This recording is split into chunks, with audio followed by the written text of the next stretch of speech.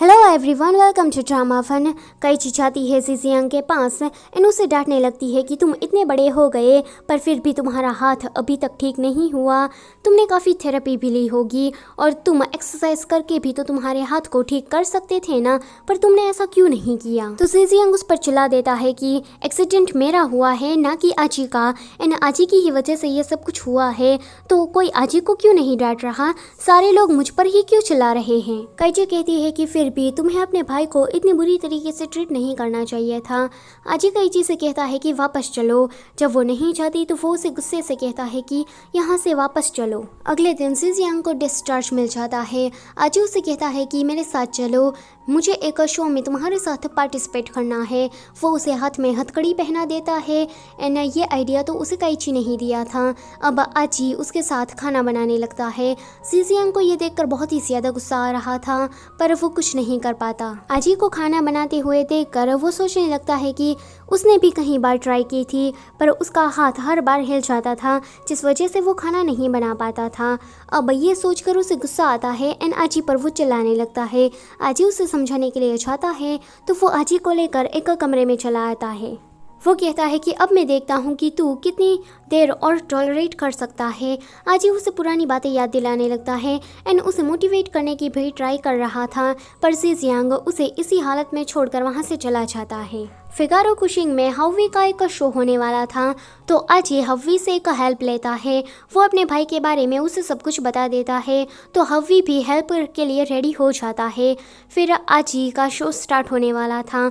उसे लग रहा था कि उसका भाई ज़रूर आएगा एंड इस बार जीजियांग सच में आता है। यहाँ पर आकर जीजियांग अभी भी थोड़ी अकड़ दिखा रहा था, पर हव्वी आकर उसे एक के बाद एक काम देने लगता है तो वो करने लगता है। लास्ट में वो खाना बना लेता है। जीजियांग ने आज पहली बार कुकिंग की थी, इस वजह से वो बहुत ही ज़्यादा खुश हो रहा था। आजी के पेरेंट्स भी वहाँ पर आए थे एंड वो भी उनके बेटे के लिए बहुत ही ज़्यादा खुश हो रहे थे। जीजियांग काइची को थैंक यू कहता है उसकी मदद करने के लिए, तो काइची कहती है कि हाँ ये सब तो ठीक है, पर तुमने आजी के साथ जो बुरा व्यवहार किया है इसके लिए तो मैं तुम्हें पीटना चाहती हूँ, पर मैं ये नहीं कर सकती, माफ़ करना। काइची उसके साथ बहुत ही ज़्यादा हंस के बात कर रही होती है। फिर वो वहाँ से चली जाती है। कुछ किडनैपर आकर जीजियांग को किडनैप कर लेते हैं। काइची ये देख लेती है तो वो उसे बचाने के लिए चाहती है, तो वो किडनैपर काइची को भी किडनैप कर लेते हैं। अब आजी एंड लेशुआन दूर से उन्हें जाते हुए देखते हैं तो वो उनकी गाड़ी का पीछा करने लगते हैं। यहाँ पर इन किडनैपर्स ने इन दोनों को बांध कर रखा हुआ था। किडनैपर्स मिस्टर फू यानी कि आजी के डैड से बहुत ही बड़ी रकम की मांग कर रहे होते हैं। अब यहाँ पर इन सभी लोगों को पता लग गया था कि काइची एंड जीजियांग किडनैप हो चुके हैं। काइची को पता लग जाता है कि इन सारे किडनैपर्स में से तो एक उसके डैड ही है। वो ये जानकर बहुत ही ज़्यादा शौक हो जाती है। वहाँ पर आजी एंड लेशुआन आते हैं तो वो सारे किडनैपर्स उन दोनों को मारने लगते हैं। वो दोनों ही बेहोश हो जाते हैं। काइची अभी थोड़ी कॉन्शियस थी। वो सारे किडनैपर्स जीजियांग को लेकर कहीं चले जाते हैं। काइची आजी एंड लेशुआन को उठाने की ट्राई करती है, पर जब वो नहीं उठते तो वो जंगल के रास्ते से चलकर रोड पर आती है एंड मदद का इंतज़ार कर रही होती है। वो पूरा दिन इंतज़ार करती है। रात में एक कार आती है तो वो उस कार से मदद मांगती है। यहाँ पर ये लोग सीसीटीवी के जरिए देख रहे थे कि वो किडनैपर आखिर में है कौन। हव्वी जब काइची के डैड को देखता है तो वो उसे पहचान जाता है, पर यहाँ पर वो कुछ भी नहीं बोलता। आगे काइची आजी हॉस्पिटल में थे। डॉक्टर उन्हें कहते हैं कि आजी तो बिल्कुल ठीक ठाक है, पर लेशुआन उसे अभी तक होश नहीं आया है, उसके माथे पर चोट लगी है एंड काइची जो है उसे बाहर से बहुत ही ज़्यादा चोट लगी है। वो काफ़ी ज़्यादा थकी हुई भी है, पर उसे भी जल्दी ही होश आ जाएगा। हव्वी लेशुआन को देखने के लिए जाता है। अभी वो कोमा में जा चुकी थी। दूसरी तरफ आजी एंड काइची को होश आ गया था। वो दोनों एक दूसरे को देखकर काफ़ी सुकून महसूस करते हैं, पर जब उन दोनों को लेशुआन के बारे में पता लगता है तो उन्हें काफ़ी ज़्यादा बुरा लगता है, खास करके काइची को, क्योंकि काइची को पता था कि लेशुआन की इस हालत के पीछे कहीं ना कहीं तो उसके डैड का ही हाथ है। हव्वी को वो सब कुछ बता देती है। हव्वी भी ये बात पहले से ही जानता था। हव्वी उसे पूछता है कि तो तुम क्या आजी को सब कुछ बता दोगी कि तुम्हारे डैड ने ही किया है।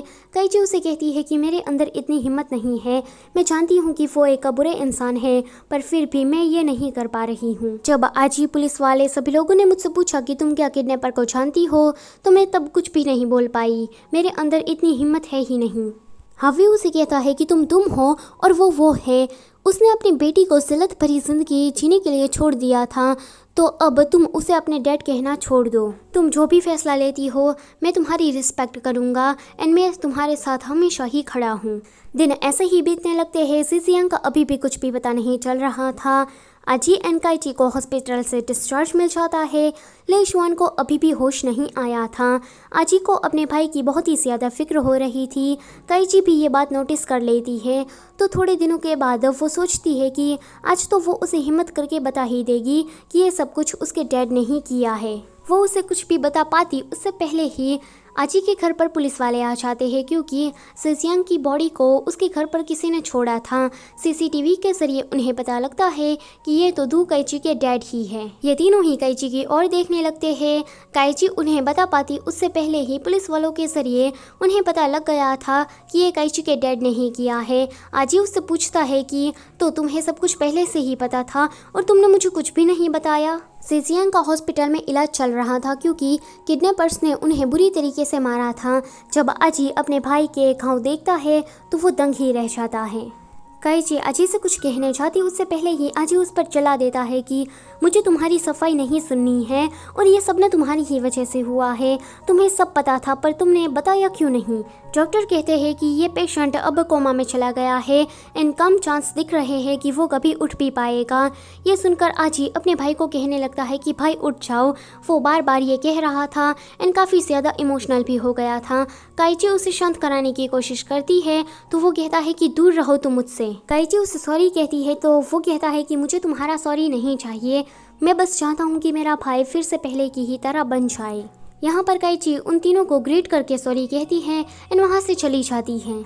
काइची अब हवी के पास आती है। हवी को वो सब कुछ बता देती है कि हॉस्पिटल में क्या हुआ था। तो हवी उसे कहता है कि तुम्हारी इसमें कोई भी गलती नहीं है, यह सब कुछ तुम्हारे डैड ने किया है, पर तुम रोना चाहती हो तो रो सकती हो क्योंकि इसी तरह से तुम्हें बेहतर महसूस होगा। काइची डिसाइड कर लेती है कि वो अब रेस्टोरेंट से रिजाइन ले लेगी। आजी के डैड जब जीजियांग की ऐसी हालत देखते हैं तो वो इस सदमे को बर्दाश्त नहीं कर पाते एंड उसे हार्ट अटैक आ जाता है, पर थोड़ी ट्रीटमेंट के बाद वो ठीक हो जाते हैं। वो ठीक तो हो जाते हैं पर अभी भी उन्हें रेस्ट करने की ज़रूरत थी। तो कंपनी को संभालने वाला कोई नहीं था। वो आजी से रिक्वेस्ट करते हैं तो आजी इस जिम्मेदारी को संभालने के लिए मान जाता है। अगले दिन काइची अपना सामान लेकर रेस्टोरेंट से जा रही होती है। सामने से आजी आता है एंड वो कहता है कि ये सब कुछ क्या है। चीफ कहते हैं कि तुम्हारी गर्लफ्रेंड रीज़न लेकर यहाँ से जा रही है। वो काइची से पूछता है तो काइची कहती है कि तुम्हें सब पता है कि मैं ऐसा क्यों कर रही हूँ। तो आजी कहता है कि मैं तो कुछ नहीं जानता। काइची कहती है कि सॉरी, मुझे माफ़ कर देना, पर अब मुझे यहाँ से जाना होगा। आजी उसे रोक कर कहता है कि तुम रेस्टोरेंट को बुरे हालात में छोड़कर जाना चाहती हो, पर अब देखो ये बात तो अलग है, पर तुम्हें अभी भी मुझे बहुत सारा सॉरी कहना होगा। तो काइची कहती है कि रेस्टोरेंट अभी बुरे हालात में है, जब तक ले शुआन नहीं आ जाती तब तक मैं काम करने के लिए रेडी हूँ। फिर वो वहाँ से चली जाती है। बाहर कुछ रिपोर्टर्स उसे घेर लेते हैं। रिपोर्टर्स उससे सवाल करने लगते हैं कि तुम क्या आजी को इसलिए डेट कर रही थी क्योंकि वो बहुत ही ज़्यादा पैसे वाला है, तुम्हारे डैड ने ही ये सब कुछ किया है, वही किडनैपर थे, तो तुम इस पर क्या कहना चाहती हो। हवी आकर उन रिपोर्टर से काइची को दूर करता है। काइची देखती है कि आजी कुछ भी नहीं कर रहा है एंड दूर से उसे देख रहा है। इसी के साथ ये वाला एपिसोड होता है यहीं पर ही ख़त्म। वीडियो अगर अच्छी लगी है तो उसे लाइक करो और चैनल पर नए हो तो प्लीज़ उसे सब्सक्राइब भी कर दो। Thank you for watching.